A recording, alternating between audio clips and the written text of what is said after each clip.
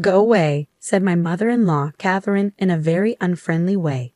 When my husband got a job overseas, Catherine decided I couldn't stay in the house anymore, so my daughter and I had to leave. We didn't have anywhere else to go, so I went to the park, holding my 2-year-old daughter, feeling confused and lost about what to do next. Suddenly, police officers surrounded me. "Please come to the station," one of the officers said. It was raining heavily, and I was cold and shaking. I followed the officer to the police station. When I got there, someone unexpected was waiting for me. "My name's Emma, and I'm going to be 35 this year. I met my husband Bob at work, and after a year of dating, we got married. When we got married, I stopped working, and 2 years ago, our daughter Lily was born. Right now, I live with Bob, Lily, and my mother-in-law, Catherine. We used to rent a place, but after Catherine's husband passed away and she started having trouble with her knees, we decided to all live together and bought a new apartment. We thought about buying a house, but because Catherine's knees aren't so good, we figured it'd be better to live somewhere near public transportation. Buying an apartment was cheaper than a house back then, and it has an elevator, which makes things easier for us. Catherine also liked the idea of the apartment, so we put some money down and got a loan that will pay off over 35 years. Bob's job often involves traveling or moving to different places, but after we bought the house, we were told he wouldn't have to relocate anytime soon. However, he still travels a lot for work, about once a week to other states. Having a 2-year-old daughter, I feel really stressed when Bob goes away on these trips. At first, Catherine, my mother-in-law, was helpful, but now she doesn't pitch in with taking care of Lily at all. Instead, she makes more work for me. For example, she leaves dirty dishes lying around after eating, and she doesn't even bother to rinse cooking utensils, which makes them really hard to clean later. Even when I ask her to at least rinse them, she just says sorry and promises to do better next time, but she doesn't follow through. I noticed something strange recently. She rinses the dishes when Bob is around, but not when it's just me. At first, I thought it was okay since she sometimes rinsed them, but now I think she's doing it on purpose to make things difficult for me. It's not just about the dishes either. Sometimes she'll ask if I need anything from the store, and when I say no, she'll later say she actually did need something after I've already come back. This happens a lot. Considering Catherine's knee problems, I try my best to help her with moving around, but my willingness to assist has been decreasing over time. Catherine's behavior started not long after we all started living together, and it's been happening for years now. When I talked to a friend about it, she said, "That sounds like she's bullying you. Why don't you talk to Bob? I think he might help." But I worried that if I talked to Bob about it, Catherine, who doesn't have any other family, might end up in a care facility. So I thought it might be best for me to just put up with it. However, one day, something happened that made me reconsider. That day, I was planning to drop Lily off at my parents' house. They always enjoyed having Lily over and suggested I stay the night too. I wanted to, but I felt uneasy about leaving Catherine alone at home. So after a short chat with my parents, I decided to head back to the apartment where Catherine was waiting. When I got there, I realized I had left my keys at home, which left me feeling worried. But then I remembered that Catherine was home, so I decided to ring the intercom to get inside. I pressed the button and waited for her to answer, but there was no response. I wondered if she had gone out, so I waited outside for a while. But even after waiting for about 2 hours, Catherine didn't come back. It was getting dark, and I was getting worried. Just as it was getting dark, another resident returned, and I followed them inside when they unlocked the main entrance. I was sure Catherine was at home because she rarely went out at night. So I pressed the intercom button outside our apartment, but still there was no answer. I waited by the door for a while, and then I heard a faint sound from inside, which meant Catherine was there. I tried the intercom a few more times, but Catherine didn't come out. Feeling defeated, I decided to stay at a nearby motel for the night. I planned to go back home when Bob returned from his business trip. When I told Bob what happened with Catherine locking me out, he was understandably upset. But Catherine just brushed it off, saying she might not have heard me because of her age. I could tell she was smirking, though. I was relieved to be back inside and grabbed my keys to pick up Lily from my parents' house. After talking to my parents about what happened, they offered me comfort and told me I could always come back to stay with them if things got too tough. Their words brought tears to my eyes, but I quickly wiped them away before heading home with Lily. For a while, things were okay with Catherine, But then, unexpectedly, Bob's transfer to another country became permanent. He asked me what I thought about it, but I couldn't give him an immediate answer.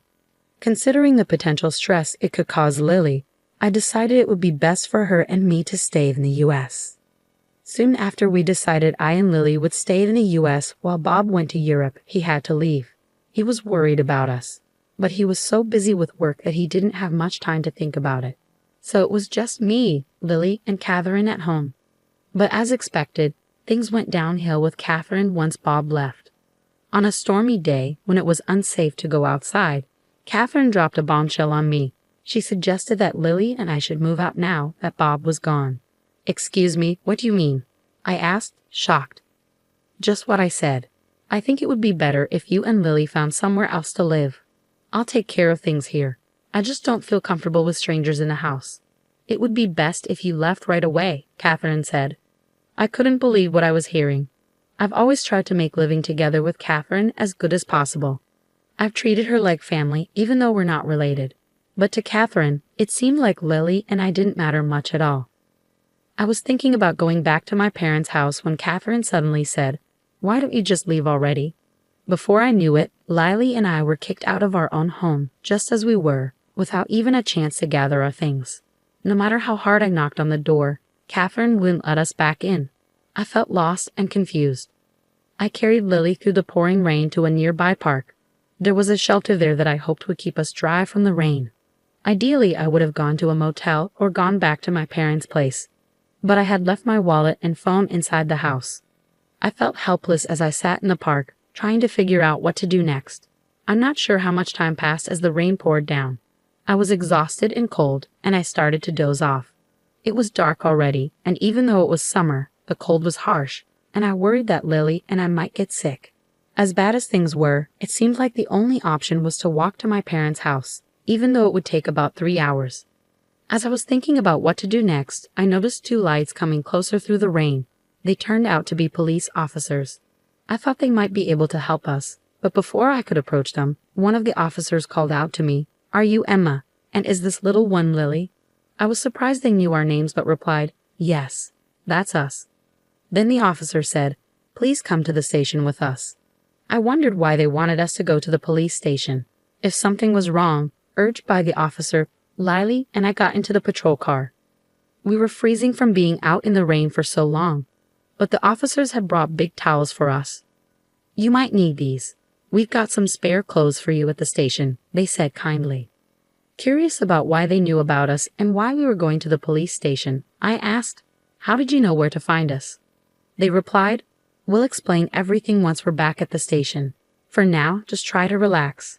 Exhausted, I soon fell asleep and woke up to find we had arrived at the police station. As I followed the officers into the police station, I was surprised to see Catherine and my uncle there. "Uncle, what are you doing here?" I asked.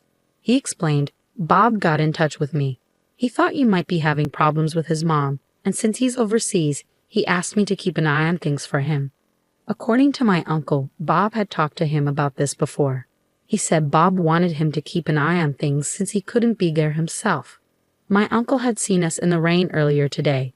He had thought about taking us in himself, but he thought Catherine's behavior was too extreme, so he reported it to the police. That's how the officers knew where to find us. Catherine had also been asked to come to the police station. She sat on a sofa, glaring at me, seeming confused about why she was there. "Why do I have to be here? My knee hurts, you know." If Bob were here, none of this would be happening, Catherine argued.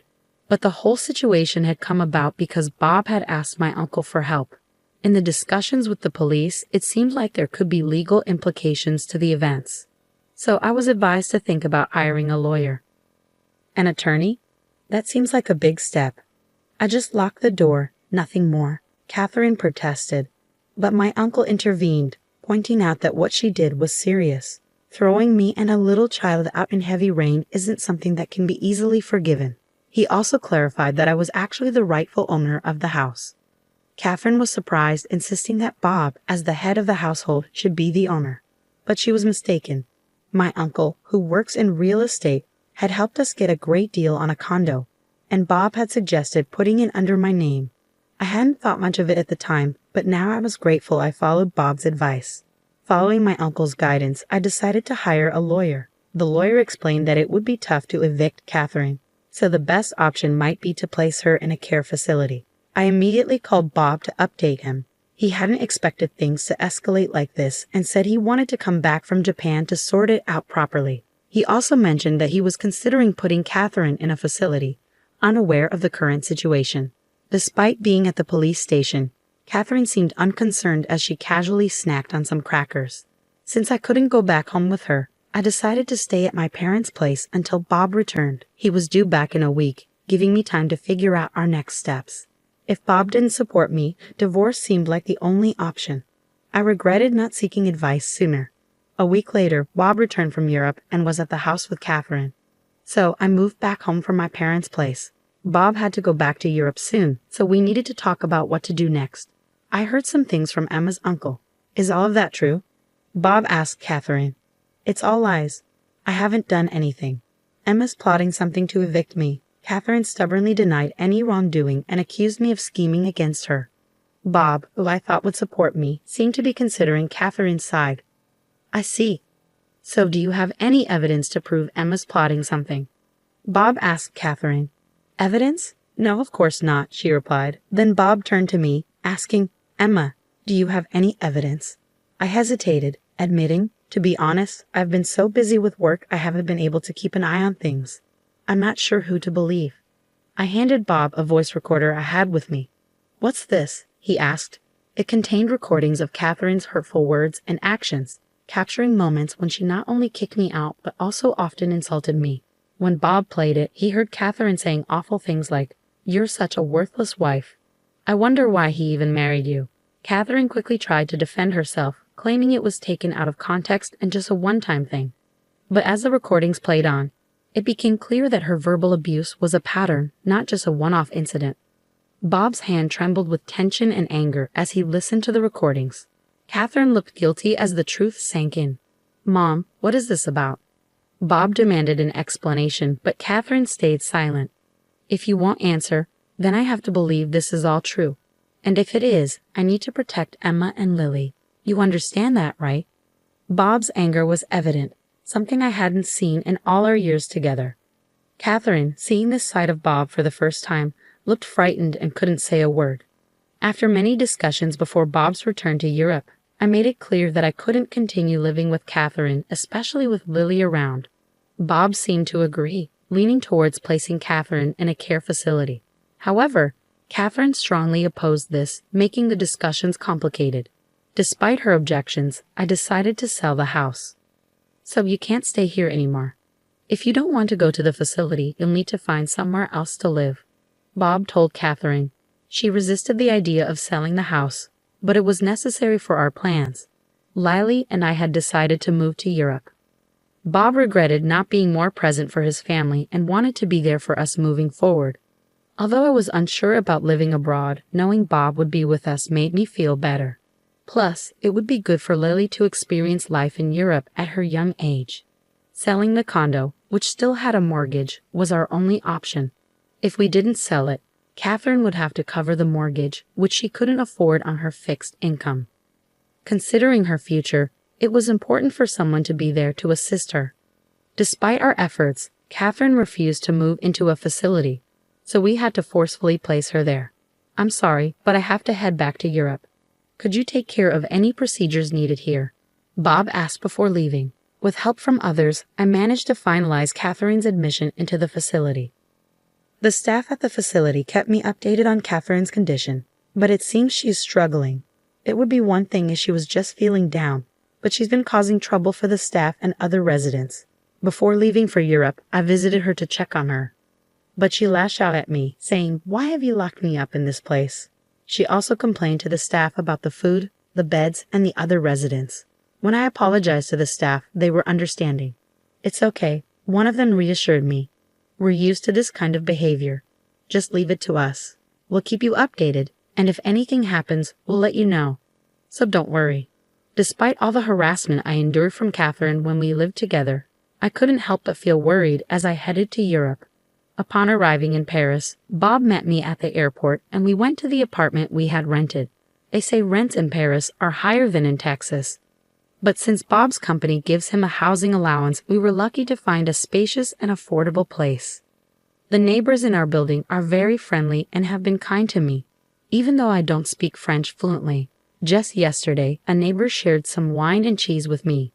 In return, I gave them some mac and cheese. I'm gradually learning French along with my daughter, Lily. I know there's a limit to self-study, so I've also enrolled in a language school. There are many Americans there, many of whom, like me, are new to France. I've made some friends and am really enjoying my life in Paris.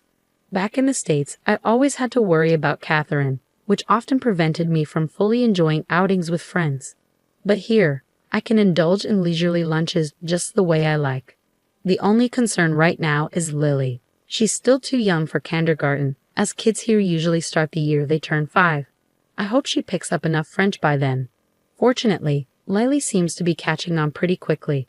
I'm thinking of getting a job once Lily starts preschool. Bob says he's okay with me staying at home, but living in Paris has made me want to explore more opportunities. Seeing how ambitious and confident people are here has ignited something within me. I've become friends with a waitress at a nearby cafe, and she hinted that there might be a job opportunity for me there. The cafe is popular not only among the American community, but also with many locals who are learning English. There might be challenges ahead, but since coming to France, Bob and I have been communicating much better. I feel more confident in expressing my feelings, and I believe that no matter what happens, we'll face it as a family. Right now, I feel happier than I've ever been in my life.